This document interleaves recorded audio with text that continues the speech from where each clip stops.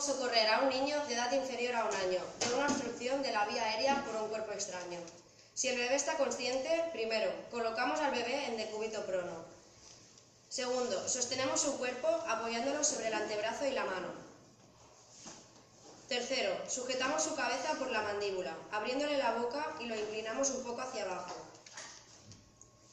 4. Golpeamos en la parte intraescapular de la espalda, con el talón de las manos 5 veces. 1, 2, 3, 4, 5. Y comprobamos la boca del bebé. Y así hasta 3 veces. 1, 2, 3, 4 y 5. Si no se recupera de la obstrucción, llamaremos al 112. En el caso de que la víctima esté inconsciente, primero, colocamos al bebé en decúbito supino apoyado en una superficie dura.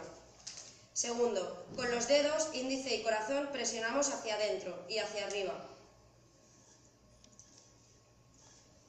4 y 5. 5 veces por debajo de la línea que une los pezones. Y comprobamos la boca y lo repetimos 3 veces. 1, 2, 3, 4 y 5. Si no se recupera de la obstrucción, llamaremos al 112 y repetimos el procedimiento hasta que lleguen los servicios sanitarios.